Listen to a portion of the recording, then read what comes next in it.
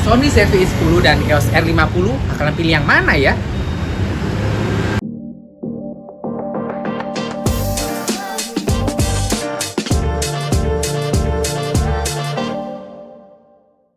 Halo GK Friends, berjumpa lagi dengan saya Anam. Nah, di depan saya ini ada mirrorless harga di bawah 15 juta. Ya, ini ada Sony ZV-E10 di sebelah kiri saya.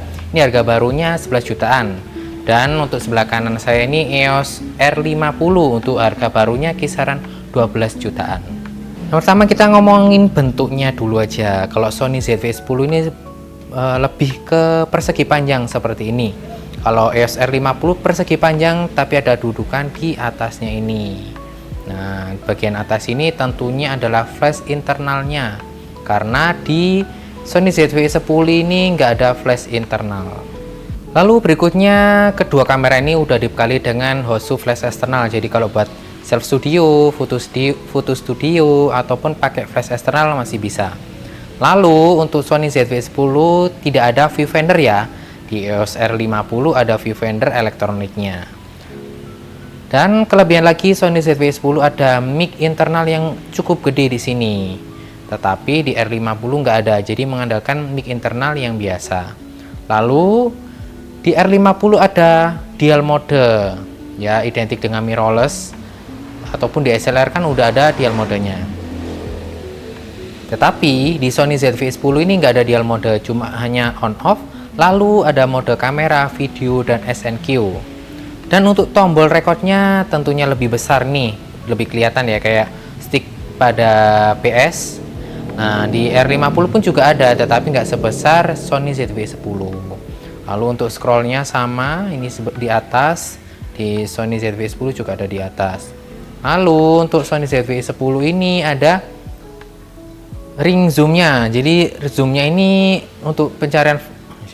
Jadi untuk ring zoomnya ini ada 3 ya di Sony ZV-E10 itu. Ada di sini sebelah tombol shutternya. Jadi zoom on zoom in masih bisa kalian gunakan di sini. Ini contohnya seperti ini. Nah, lalu di lensanya dan di sebelah sini. Nah, kalau mode manual fokus ini sebagai pencarian fokusnya. Kalau di EOS R50 zoomnya manualan full di body lensanya. Untuk lensanya di EOS R50 ini enggak elektronik ya. Jadi ini ada manualan, lalu ada ini penguncinya, jadi lebih safety lagi. Ini lensa kitnya itu 18-45. Sedangkan di ZV-E10 ini zoomnya itu elektronik. Zoomnya ini elektronik, lensanya berbeda. Ini 16-50. Kalau di R50 18-45. Jadi sedikit lebih kecil di Sony ZV-E10.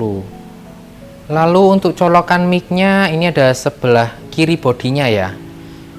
Jadi sebelah kiri body itu ada di sini colokan mic-nya. Dan pengecasannya langsung ke kamera. Jadi pakai USB tipe C, ada HDMI dan colokan headset. Lalu untuk EOS R50 ini mikrofonnya ada di sebelah kiri bodinya. Di sebelah kiri bodinya untuk colokan mic-nya.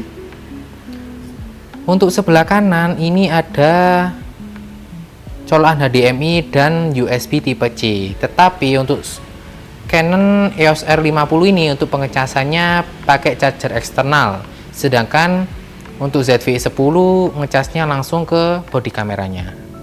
Untuk masalah pengecasannya ini ya tentunya ada plus dan minusnya. Kalau pengecasan langsung ke bodi kan enaknya bisa mungkin pakai power bank, tapi tidak disarankan. Tapi nggak enaknya kalau ngecas dalam bodi tidak bisa pakai bergantian. Maksudnya kalau kalian cuma punya chargernya bawaan langsung nyolok ke kamera, kalian nggak bisa buat gantian untuk pengecasan baterainya.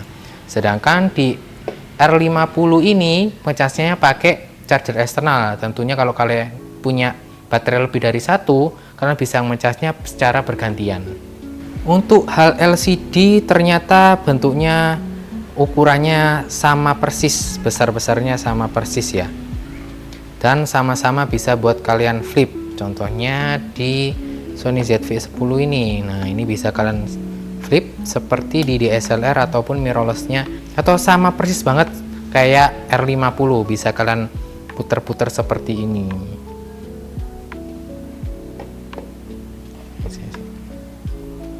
Nah, LCD-nya sama, bisa kamu putar-putar seperti Sony ZV-E10. Untuk tombol-tombolnya kayaknya lebih praktisan di Sony ya. Ini ada scrollnya, menu, FN. Nah, ini ada info, tetapi nggak ada scroll, jadi scrollnya cuma satu. Kalau di Sony ZV-E10 ini scrollnya ada 2, shutter speed sama aperture. Untuk selanjutnya kita membahas tentang baterai. Untuk EOS R50 pakai LP17, ini mAh-nya 1040 mAh. Dan untuk Sony NP-FW50 ini 1020 mAh, selisih 20 mAh. Hasilnya ya hampir-hampir sama untuk ketahanan baterainya, yang mungkin 45 menit atau bahkan 1 jam untuk tag video. Oke, kita berikutnya akan membahas tentang LCD lagi. Nah, kalau LCD di R50 ini full touchscreen. Jadi umpamanya kalian masuk ke menu, ini full touchscreen semua. Jadi lebih enak zoom-zoomnya atau lain-lainnya. Sedangkan di Sony ZV-10 touchscreen, cuman hanya mencari foto aja atau mencari fokusnya. Tetapi kalau kalian masuk ke menunya, ini nggak touchscreen. Jadi hanya touchscreennya itu cuma shoot mode aja. Oke, kita cek ini ya, tone warnanya. Ini tak hampir samakan aja. Ini kan 1/125, ini 1/100, f-nya 5,6, 6,3, ISO-nya sama. Nah, kalau menurutku untuk kualitas LCD aku lebih suka di Canon. Nah, tone warnanya itu lebih bagus di Canon, lebih jernih. Untuk kualitas tone warnanya lebih bagus di Canon sih kalau menurut saya, maupun sama-sama besarnya ya 3-in-an, tapi untuk tone warna yang dihasilkan aku lebih suka di R50. Oke, kita akan menyinggung tentang hal video. Untuk EOS R50 ini bisa 4K tetapi cuma 25 fps, sedangkan Sony ZV-10 ini 4K 30 fps. Kalau Full HD untuk EOS R50 Full HD-nya sampai 50 fps, sedangkan Sony ZV-10 Full HD sampai 120 fps. Untuk megapiksel sama-sama di 24 megapiksel, tapi di Sony ZV-10 ini JPEG bisa 24 megapiksel. Kalau di R50 24 megapiksel itu bekerja di RAW plus JPEG. Untuk hal koneksi, kedua kamera ini udah dibekali dengan WiFi ya, untuk memindahkan hasil foto dari kamera ke smartphone, sama-sama pakai QR mode. Dan keunggulan lagi di Sony ZV-E10 ini udah dibekali dengan steady shoot di bodinya, stabilizer elektronik di bodinya, sedangkan R50 masih belum dibekali dengan image stabilizer di bodinya. Dan untuk R50 ini ternyata ada pilihan fiturnya, yaitu subject detect ya, jadi bisa menggunakan objek kendaraan, hewan ataupun orang, sedangkan di Sony ZV-10 ini masih belum ada.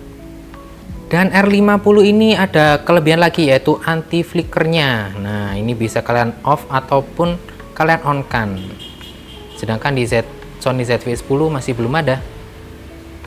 Itu aja sih video tentang perbedaan Sony ZV-10 sama R50 itu menurut versi saya. Kalau menurut kalian mungkin ada pendapat lain, bisa tinggalkan komentar di bawah ya.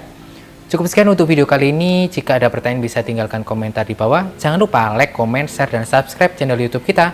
Sampai jumpa lagi di video berikutnya. Sampai jumpa dan see you.